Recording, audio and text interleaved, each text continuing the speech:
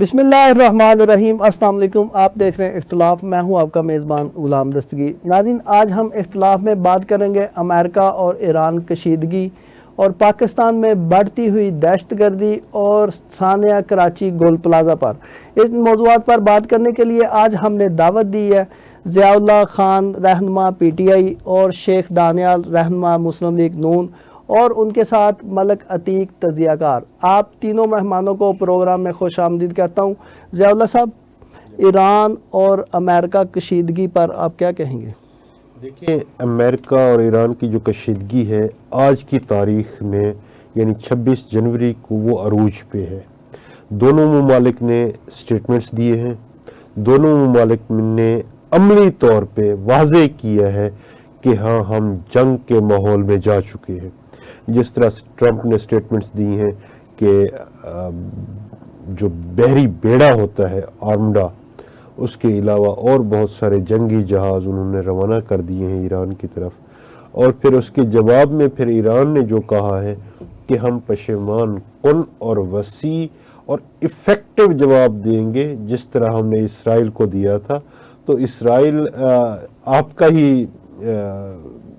हिस्सेदार और फर्माबरदार और आपके हमसाया, पता नहीं क्या कुछ आपकी पींगे उसके साथ लड़ी हुई हैं। अमेरिका से ये गुजारिश है, उसको बचाने के लिए आप ईरान से भी पंगा लेने को तैयार हैं, आप मुसलमान ममालिक से भी पंगा लेने को तैयार हैं, आप चीन से भी पंगा लेने को तैयार हैं।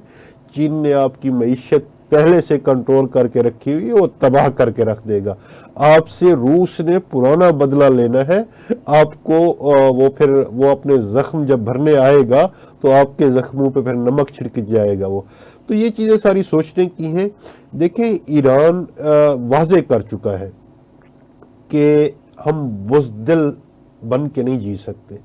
हमने दिलेरी के साथ, बहादुरी के साथ, शहादत के साथ जो भी करना है, अगर हम बचेंगे तो गाजी होंगे, अगर हम चले जाएंगे इस दुनिया से तो शहीद होंगे। शहादत का जज्बा लेके वो लड़ रहे हैं और ऐसे शहादत का जज्बा लेके लड़ने वाले मुस्लिम ममालिक के लोगों को फिर हराया नहीं जा सकता। जीत उनका मुकद्दर होती है। उन्होंने आयतुल्लाह खामनाई ने मिसाल एक बयान की है कि कज़ाफ़ी से आपने जब उनको डीवेपनाइज किया था या उनसे जब आपने यूरेनियम का अफज़ूदा मवाद हासिल कर लिया था, उनको कह दिया था कि आप एटम मज़ीद उसके हवाले से जितनी भी प्रोडक्शन है उसको ख़त्म करें, हम आपके साथ चलेंगे और आपको फिर दूध और शहद की नहरें बहा देंगे आपके मुल्क में। फिर जो उसका हशर हुआ था, एक दफ़ा बंदा बुज़दिली में चला जाए ना, फिर उसका अंजाम मौत और इबरतनाक मौत के अलावा कोई नहीं हो सकता। जब तक वो डटा रहा, जब तक वो बहादुर बना रहा, जब तक उसने अपने मुल्क का मफाद सोचा, जब तक उसने अपने लोगों का मफाद सोचा। तो ये ऐसे लोग हैं कि ये आपको डराते हैं। अमेरिका की मैं बात कर रहा हूँ। तो अमेरिका जैसे ममालिक की जो साइकी है वो समझने की ज़रूरत है। आपको ये बात आज से चंद साल पहले इमरान खान ने भी असम्बली के फ्लोर पर खड़े होकर समझाई थी कि इनकी मगरब की साइकी है कि वो आपको डराते हैं। वो डराते हैं उस वक़्त तक कि जब तक आप डर जाए। अगर आप डरेंगे नहीं, उनको उनकी ज़ुबान में जवाब देंगे तो वो आपसे डर जाएंगे, वो पीछे हो जाते हैं। वो फिर दुश्मन जिस तरह चालें चलता है तो वो चालें चलना शुरू कर देते हैं। लेकिन अफसोस ये है कि हमारा मुल्क हो या हमारे जैसा कोई मुल्क हो तो उस मुल्क में रिजीम चेंज करना अमेरिका के लिए किसी किस्म का कोई दुश्वार रास्ता नहीं है, मुश्किल नहीं है। मैं जरा अपनी जुमला मुकम्मल कर लूँ सर। अगर ईरान जैसा मुल्क हो तो फिर 4, 6, 8, 10 साल भी आपको लग जाते हैं रिजीम चेंज करवाने के इंतज़ार में और आप नहीं करवा सकते। तो ये गैरतमंद ममालिक की निशानी होती है कि वो अपने लोगों के, अपने जो हुक्मरानों के पीठ में छुरा नहीं घोंपते। ईरान एक गैरतमंद मुल्क है। अमेरिका को सोच समझ के इस तरह का करना चाहिए। लेकिन सबसे अहम बात वो ये है कि जब आज आपके सामने है, वाज़े हो गया, अमेरिका और ईरान की जंग छिड़ चुकी है, जो ट्रंप की स्टेटमेंट्स हैं। तो इस जंग के माहौल में آپ کے سائڈ پہ کھڑے ہوں گے، یعنی پاکستان کے سائڈ پہ کھڑا ہوگا، یا شیخ صاحب کی جماعت کے سائڈ پہ کھڑی ہوگی، یا شیخ صاحب کی جماعت کے ہینڈلر کے سائڈ پہ کھڑے ہوں گے، یا ان کے آقا کے سائڈ پہ کھڑے ہوں گے جن کو وہ آقا سمجھتے ہیں اسی سائڈ پہ کھڑے ہوں گے، یا اپنے مسلم ہمسایہ اور قریبی ہمسایہ ملک کے ساتھ، ایران کے ساتھ کھڑے ہوں گے؟ یہ سوالیہ نشان ہے یہ. جی شیخ صاحب، بڑی جو باتیں کی ہمارے بھائی نے، لیکن پھر تھوڑا سا پٹری سے ہٹ بھی گئے اور پتہ نہیں کس تقریر کا انہوں نے حوالہ دے دیا. ہمیں تو وہ تقریر یاد ہے کہ ہمارے ٹینکوں میں تیل ہی نہیں ہے، میڈیا کا مقابلہ کیا کریں گے. ہمیں تو وہ ان کی گفتگو یاد ہے، یا ہمیں وہ یاد ہے کہ نریندر مودی کو میں نے کئی مرتبہ فون کیا، اس نے میری کال نہیں اٹھائی. ہمیں تو یہ یاد ہے. یا کلبھوشن یادو کی دفعہ کہ اب ہم کیا کریں، انڈیا سے جنگ کریں ہم، تو ہمیں وہ یاد ہے. بلوا کے ملوا دیتے ہیں، عمران خان کی فیملی کو نہیں ملنے دیتے. تو ہمیں تو وہ یاد ہے. تو باقی انہوں نے بڑا زبردست بات کی. جی بالکل اسی کو ملکی مفاد کہتی ہیں. اگر کوئی ہمارے ملک میں آئے، ہمارا مہمان ہے، لیکن جب میلی آنکھ سے دیکھے گا یا اگر وہ وہاں سے طیارے بھیجے گا تو پھر ان کے پائلٹ تو دور کی بات ہے، ان کا طیارہ بھی واپس نہیں جائے گا. یہ فرق ہوتا ہے لیڈرشپ کے اندر.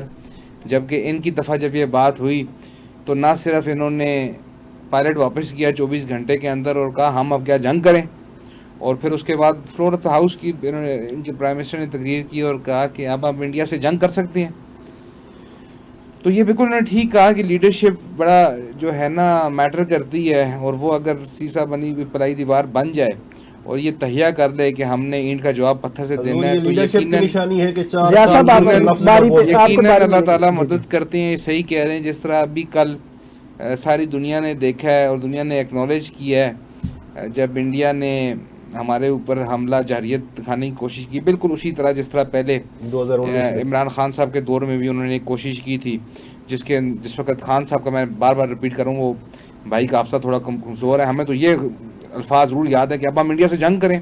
تو یہاں پر تو سویلین اور ملٹری، چیف سے پوچھ لیجئے گا، یہاں پہ سویلین اور ملٹری لیڈرشپ کا ایک ہی جواب تھا کہ آپ نے حملہ کر دیا ہے، اب ہم آپ کو جواب دیں گے اور دنیا جواب دیکھے گی. اور دنیا نے جواب دیکھا. اب رہ کی بات، اب دیکھیں اب ایک پیٹی ایشو ہے، کس کو کس سے ملنے دی ہے نہیں ملنے دی ہے.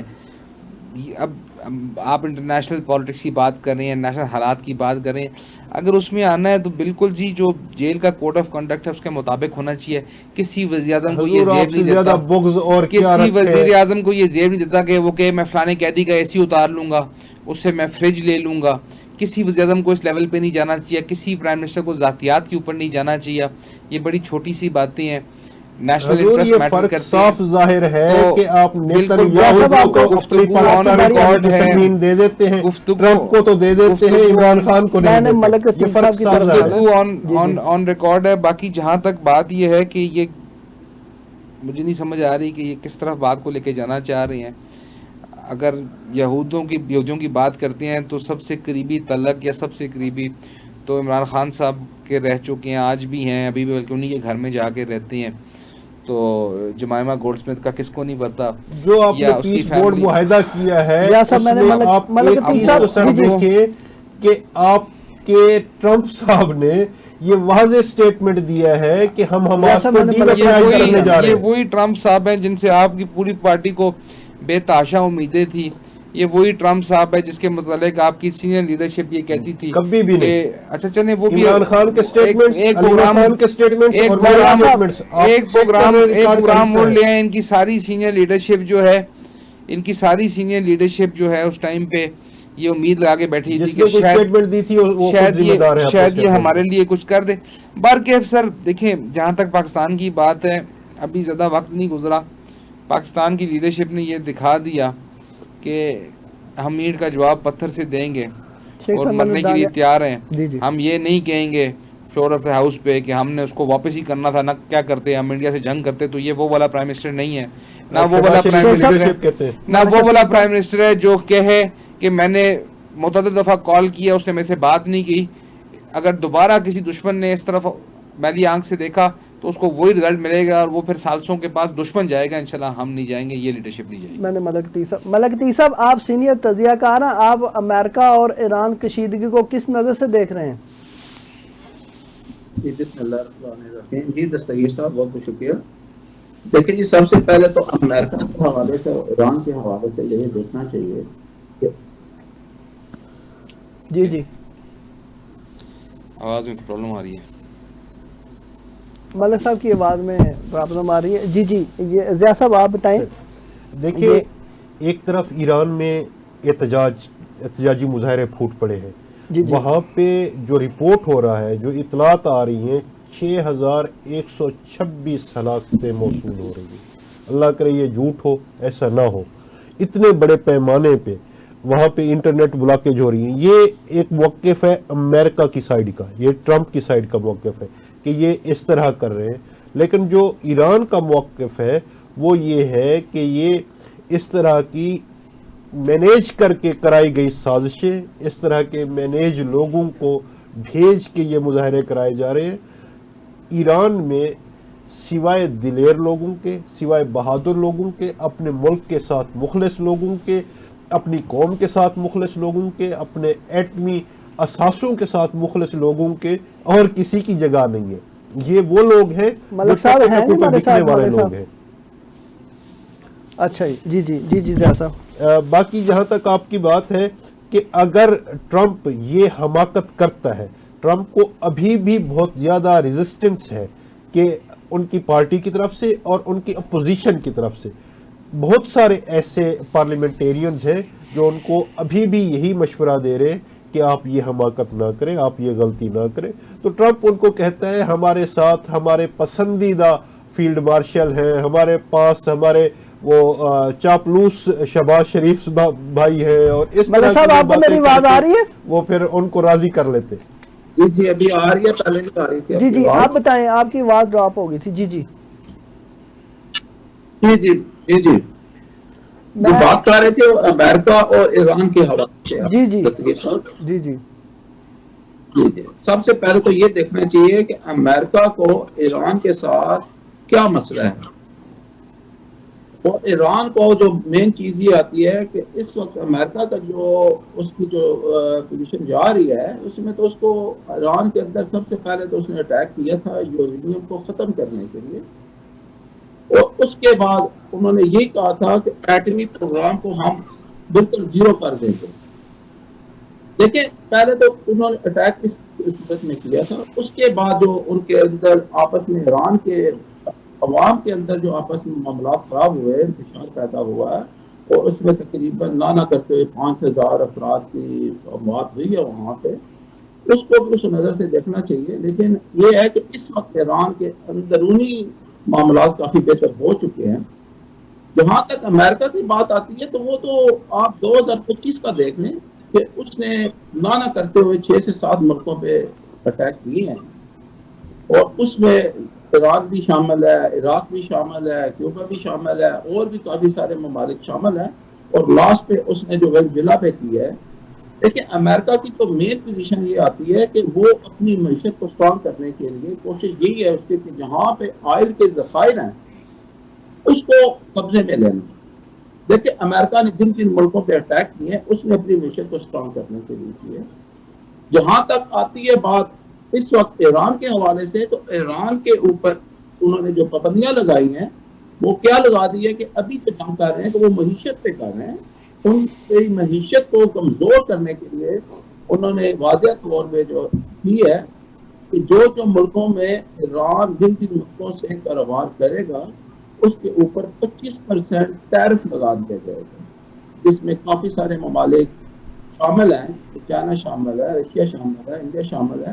اور جو ممالک اس کے مطابق کرتے جائیں گے، ان کی کوشش امریکہ کی بھی یہی ہے کہ جو یورینیم ہے، جو ان کے پاس اس وقت ایٹمی پروگرام ہے، اس کو بالکل ختم کرنے کے حوالے سے، اور عوام کے اندر جو چیزیں جن اداروں نے وہاں پہ آ کے کی ہے، جس میں کافی سارے ایران کے اندر جو کافی سارے ہوئے معاملات خراب ہوئے ہیں، جس میں حکومت کو گرانے کے لیے یا جو ان کا سپریم لیڈر تھا اس کو ختم کرنے کے لیے، اس کی جگہ کسی اور کو بٹھانے کے لیے انہوں نے جو کام کیے ہیں.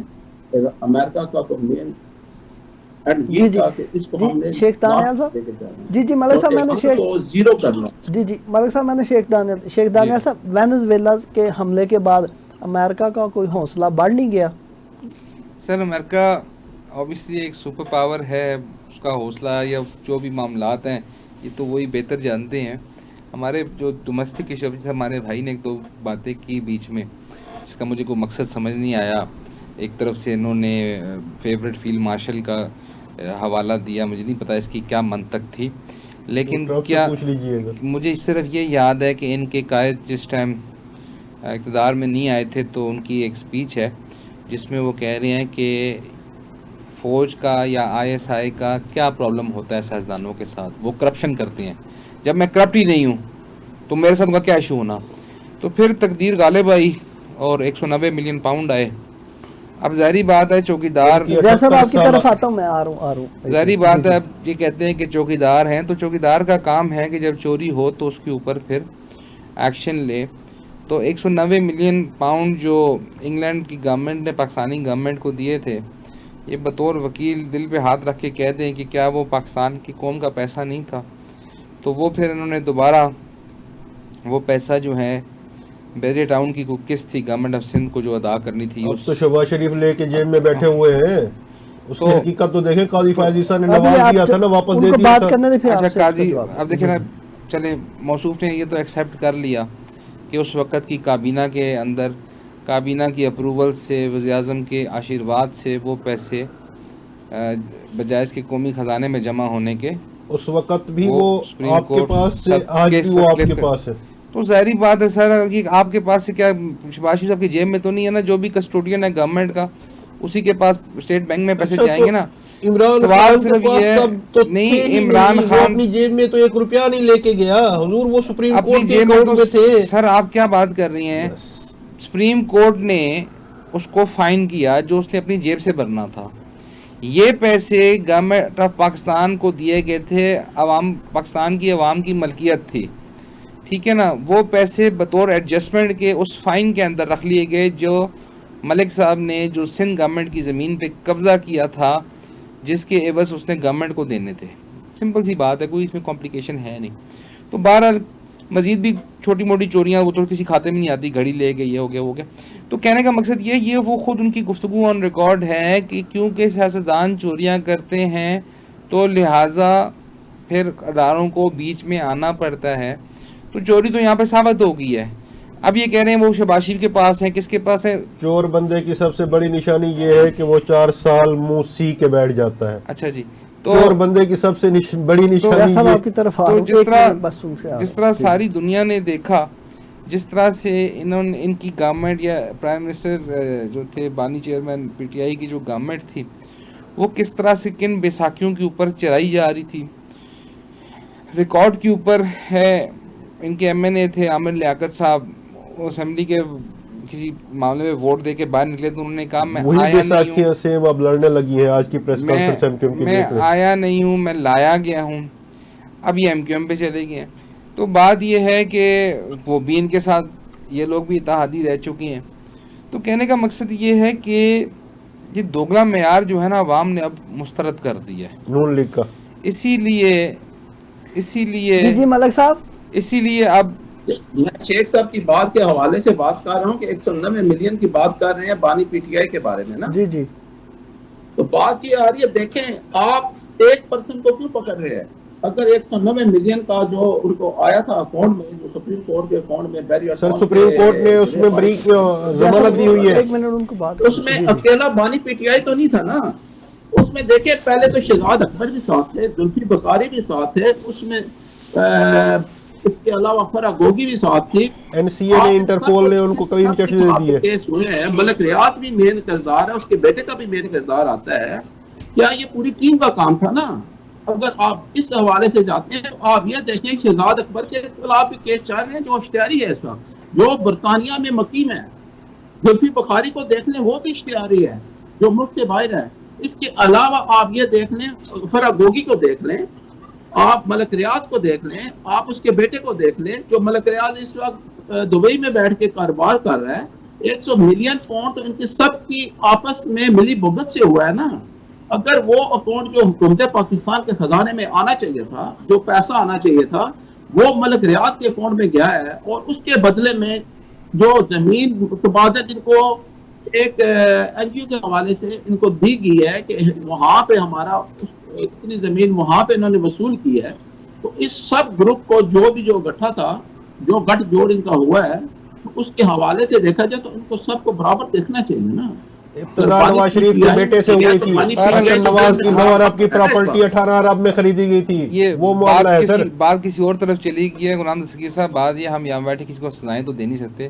مورل اتھارٹی کی بات ہو رہی تھی کیونکہ بھائی نے یہ تاثر دینے کی کوشش کی کہ شاید تاریخ میں یہ پہلی دفعہ ہو رہا ہے یا یہ پہلی حکومت ہے جس نے اتنی چاپلوسی کی ہے.